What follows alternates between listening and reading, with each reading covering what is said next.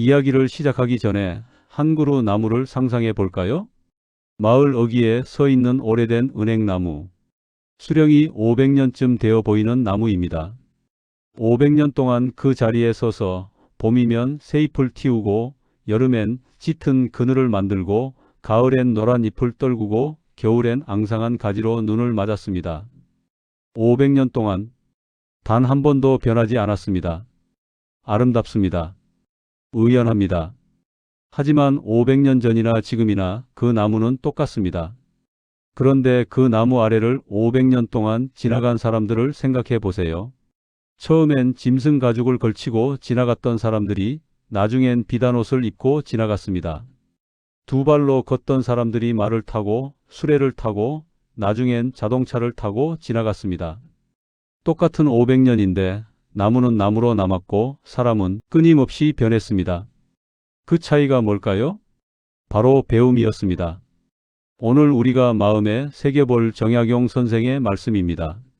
사람은 배우지 않으면 짐승과 다를 바 없다. 1801년 겨울 한 남자가 먼 길을 걷고 있었습니다. 40살의 정약용 선생. 한양에서 전라도 강진까지 그 먼 유배길을 걸어가고 있었습니다. 벼슬도 빼앗기고 가족과도 헤어지고 앞날도 보이지 않는 그 길이었습니다. 그런데 이분은 절망 속에서도 주변을 관찰하고 있었습니다. 길가의 농부를, 들판의 풍경을, 세상의 이치를 여전히 배우려 하고 있었습니다. 그분의 기록에 이런 구절이 나옵니다. 길을 가다가 한 농부를 만났다. 그는 평생 그 땅을 갈았지만 왜 봄에 씨를 뿌려야 하는지, 왜 가을에 거두어야 하는지 알지 못했다. 다만 조상이 그리했으니 자신도 그리할 뿐이었다. 그리고 정약용 선생은 이렇게 적었습니다. 나는 슬펐다. 저 사람이 불쌍해서가 아니라 사람이 저렇게 살 수도 있다는 사실이 슬펐다. 이 문장 천천히 곱씹어보면 묘합니다. 그 농부는 게으른 사람이 아니었습니다. 매일 땀 흘려 일했고 가족을 사랑했고 착한 사람이었습니다. 하지만 한 가지가 없었습니다. 생각하지 않았습니다. 물어보지 않았습니다. 배우지 않았습니다. 조상이 하던 대로, 어제 하던 대로 그저 반복했을 뿐입니다. 유배지에 도착한 정약용 선생은 다른 결심을 합니다. 여기서 썩지 않겠다. 여기서 배우겠다.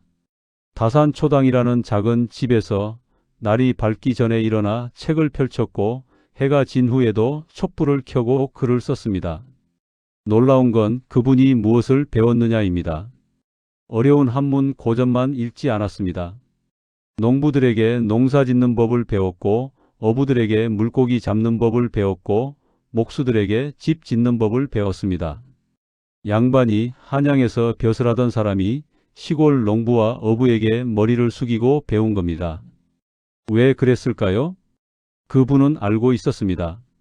진정한 배움은 책 속에만 있지 않다는 것을, 세상 모든 것이 스승이 될 수 있다는 것을. 18년이 흘렀습니다. 유배에서 풀려나 한양으로 돌아온 정약용 선생을 본 사람들은 놀랐습니다. 유배를 갔다 온 사람은 보통 초라해지기 마련인데 이분은 오히려 더 깊어져 있었습니다. 500권이 넘는 책을 저술했고 수많은 제자를 길러냈으며 조선의 미래를 바꿀 개혁안을 만들어냈습니다. 불행을 축복으로 바꾼 겁니다. 그 비결은 단 하나였습니다. 그분은 배움을 멈추지 않았습니다. 그렇다면 정약용 선생이 만난 그 농부는 정말로 배우지 않은 사람이었을까요? 아닙니다. 정확히 말하면 그는 배움을 멈춘 사람이었습니다. 여기에 중요한 차이가 있습니다. 배우지 않은 사람은 없습니다. 우리 모두는 어린 시절 배웠습니다. 학교에 갔고 책을 읽었고 세상을 경험했습니다. 문제는 어느 순간 배움을 멈추는 겁니다. 나는 이제 다 안다. 더 이상 배울 것이 없다. 내 방식이 옳다. 이렇게 생각하는 순간 무언가가 굳어지기 시작합니다. 혹시 이런 말 해보신 적 있으신가요? 요새 젊은 사람들은 버릇이 없어. 우리 때는 안 그랬는데? 세상이 왜 이 모양인지 모르겠어. 같은 말만 반복하게 됩니다. 어제의 생각에 갇혀서 오늘의 세상을 보지 못합니다. 내일의 가능성을 상상하지 못합니다. 그러다 어느새 세상과 단절됩니다. 손주가 와서 할아버지 이거 봐요. 신기하죠? 하고 말을 걸면 그런 거 나는 모르겠다. 그런 거 하지 말라고 대답합니다. 그 순간 둘 사이에 보이지 않는 벽이 생깁니다. 배우려 하지 않으면 소통이 끊기고 소통이 끊기면 외로워지고 외로워지면 고립됩니다. 나이가 들어 외로운 진짜 이유는 몸이 불편해서가 아닙니다. 세상과의 접점을 잃어버렸기 때문입니다. 그런데 정약용 선생은 정반대였습니다. 유배지에서 가장 낮은 곳에서 여전히 배웠습니다. 아니, 그곳에서 더 많이 배웠습니다. 그리고 이렇게 기록했습니다. 배움을 멈추는 것은 죽음의 시작이다. 두려운 말이지만 생각해보면 정확한 말입니다. 배움을 멈추면 그 순간부터 우리는 어제의 나를 반복할 뿐입니다. 오늘도 어제처럼 내일도 오늘처럼. 그것은 살아있되 자라지 않는 것, 숨쉬되 변화하지 않는 것입니다. 앞에서 말씀드린 그 500년 된 은행나무처럼 말입니다. 사람은 배우지 않으면 짐승과 다를 바 없다. 이 말로 다시 돌아가 봅시다.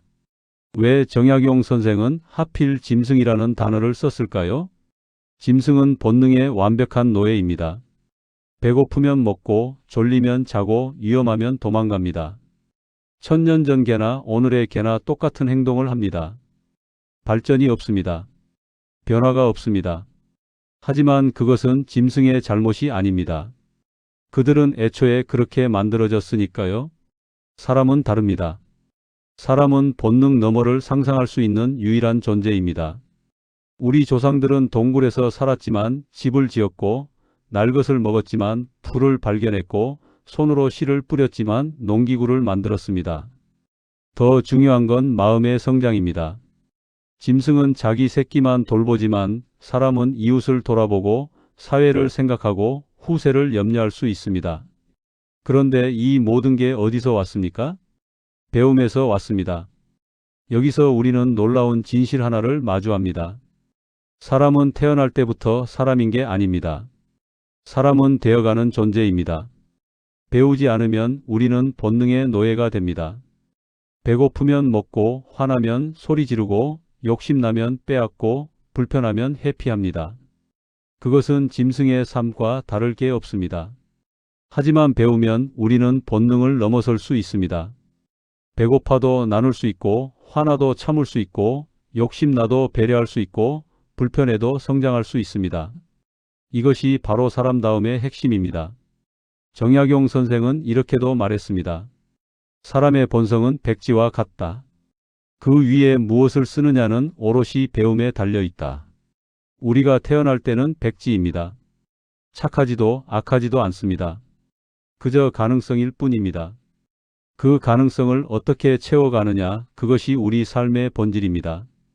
그래서 배움은 단순히 아는 것을 늘리는 행위가 아닙니다.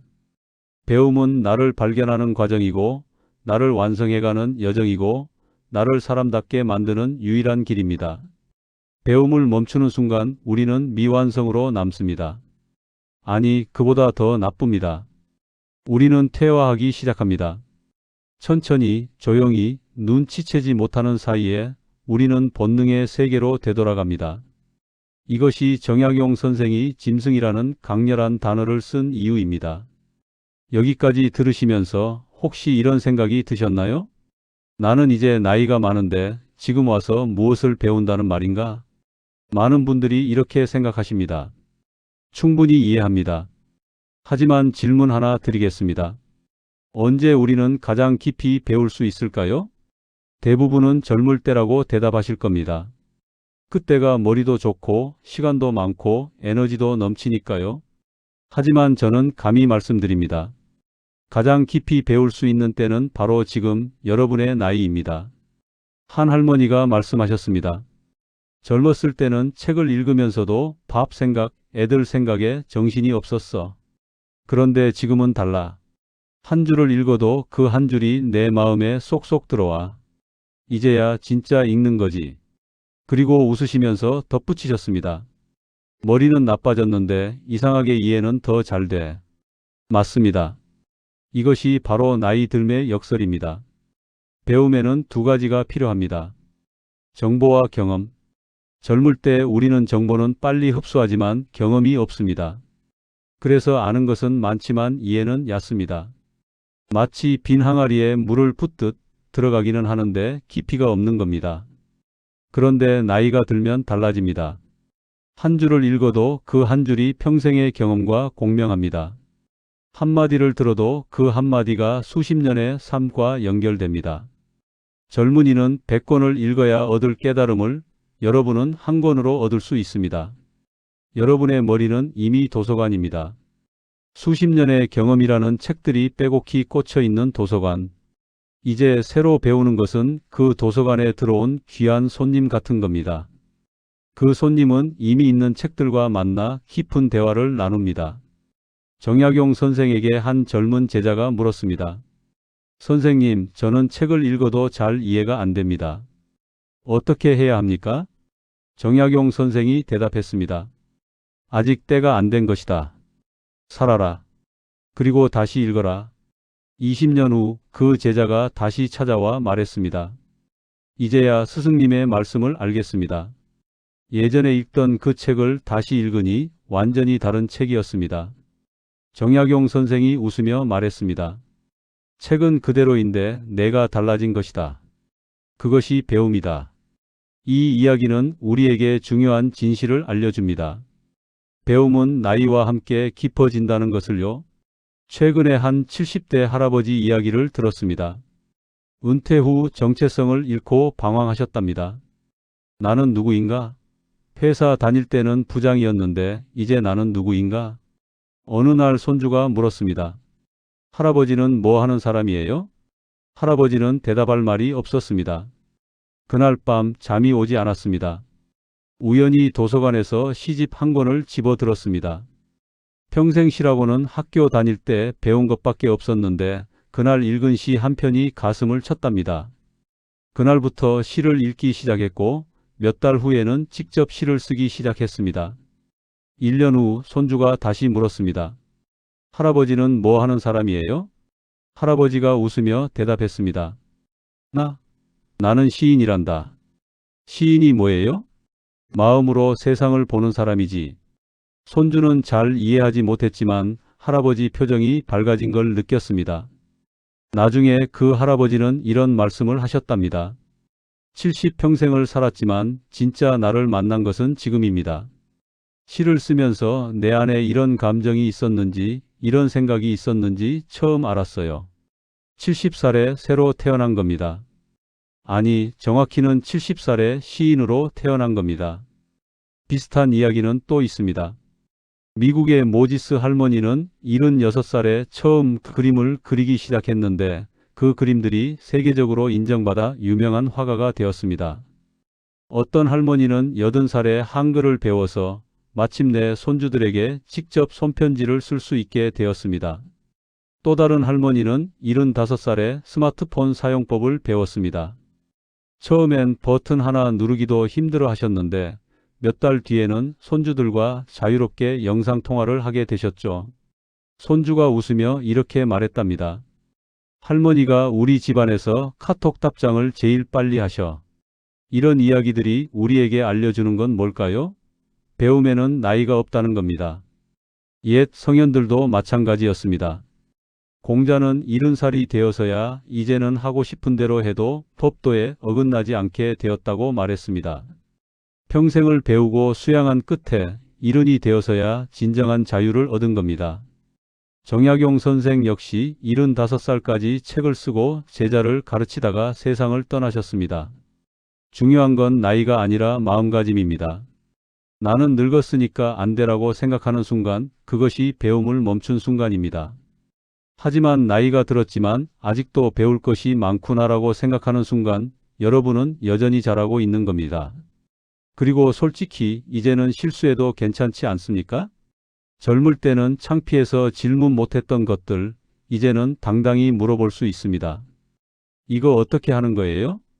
왜 이렇게 되는 거죠? 나 이거 처음 해보는데 가르쳐 주시겠어요? 나이가 준 선물입니다.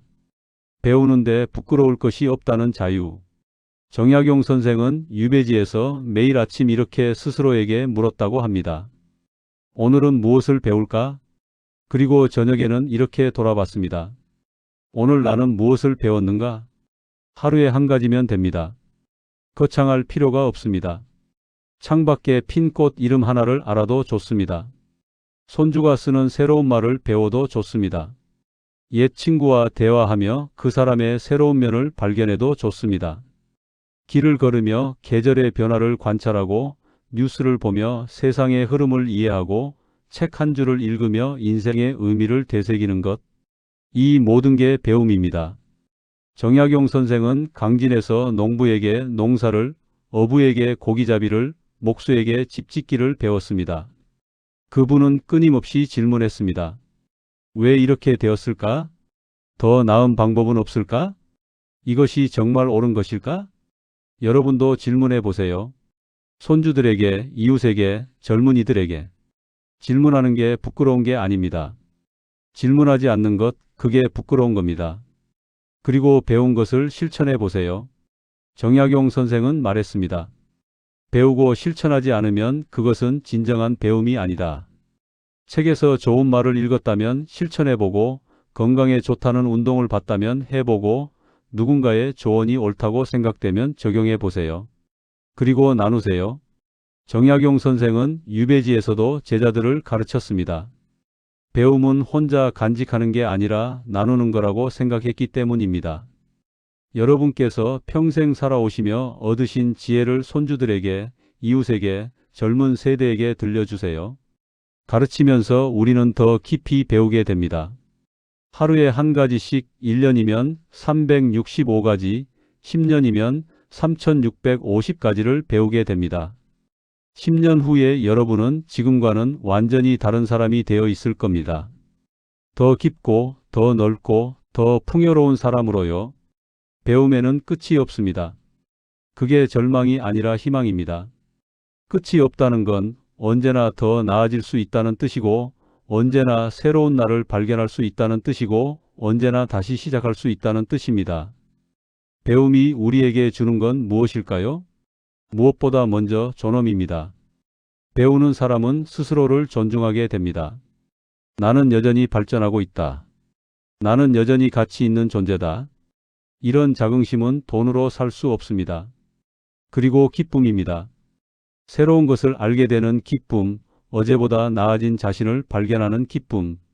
이것은 젊음이 주는 흥분과는 다른 더 깊고 고요한 행복입니다. 또한 연결입니다. 배우면 세상과 연결됩니다. 젊은 세대와 소통할 수 있고 변화하는 세상을 이해할 수 있고 고립되지 않고 여전히 이 시대의 일원으로 살아갈 수 있습니다. 최근 연구들은 평생학습이 치매를 예방한다고 합니다. 배움은 정신 건강이 보약입니다. 하지만 무엇보다 중요한 건 배움이 후손들에게 물려줄 수 있는 가장 아름다운 유산이라는 겁니다. 돈이나 재산이 아니라 배우는 삶의 태도를 물려주는 것입니다. 정약용 선생은 이렇게 말했습니다. 배움은 사람을 사람으로 만들 뿐 아니라 사람을 사랑받게 만든다. 배우는 사람 곁에는 사람이 모입니다. 왜냐하면 배우는 사람은 열려있고 겸손하고 성장하고 있기 때문입니다. 그런 사람 곁에 있으면 우리도 함께 자라는 것 같은 느낌을 받습니다. 반대로 배움을 멈춘 사람 곁에는 사람이 떠납니다. 왜냐하면 그 사람은 닫혀있고 고집스럽고 정체되어 있기 때문입니다. 배움은 단순히 지식을 쌓는 게 아닙니다. 배움은 우리를 사랑받는 사람으로 만들고 존경받는 어른으로 만들고 그리움이 남는 조상으로 만듭니다. 1836년 어느 겨울밤 다산초당의 작은 방. 75 정약용 선생이 촛불 아래 책을 읽고 있습니다. 밖에는 눈이 내리고 바람이 창을 흔들지만 선생은 개의치 않습니다. 책장을 넘기는 손은 떨리지만 눈빛은 여전히 빛나고 있습니다. 며칠 전 제자가 여쭈었습니다. 선생님, 이제 편히 쉬셔야지 않으십니까? 선생이 대답했습니다. 내가 숨을 쉬는 한 배움도 쉬지 않는다. 그날 밤 선생은 조용히 책을 덮었습니다. 그리고 혼잣말처럼 중얼거렸습니다. 오늘도 하나를 배웠구나. 만족스러운 미소를 띠며 선생은 촛불을 껐습니다. 며칠 후 정약용 선생은 책을 펼쳐놓은 채로 눈을 감았습니다. 마지막 순간까지 배우시다 가신 겁니다. 여러분, 내일 아침 눈을 뜨시거든 정약용 선생처럼 스스로에게 물어보세요. 오늘은 무엇을 배울까? 그리고 하루를 마치며 돌아보세요. 오늘 나는 무엇을 배웠는가? 그렇게 하루하루를 사신다면 여러분은 결코 멈추지 않을 겁니다. 몸은 늙어도 영혼은 자랄 것이고 주름은 늘어도 내면은 새로워질 것이며 숨이 붙어있는 한 여러분은 사람으로 온전한 사람으로 살아계실 겁니다. 사람은 배우지 않으면 짐승과 다를 바 없다. 정약용 선생의 이 한마디가 여러분의 가슴에 촛불처럼 오래오래 타오르기를 바랍니다. 오늘 영상이 마음에 드셨다면 아래 좋아요 버튼으로 응원해 주세요. 여러분의 작은 클릭 하나하나가 더 좋은 콘텐츠를 만드는 큰 힘이 됩니다. 그리고 구독과 알림 설정을 해주시면 다음 주에도 정약용 선생의 또 다른 명언으로 찾아뵐 수 있습니다. 댓글로 여러분의 생각도 나눠주세요. 오늘 나는 무엇을 배웠는가? 여러분의 이야기가 궁금합니다. 건강하십시오. 그리고 기억하십시오. 오늘도 내일도 우리는 여전히 배우고 자라는 사람입니다. 다음 시간에 또 뵙겠습니다. 감사합니다.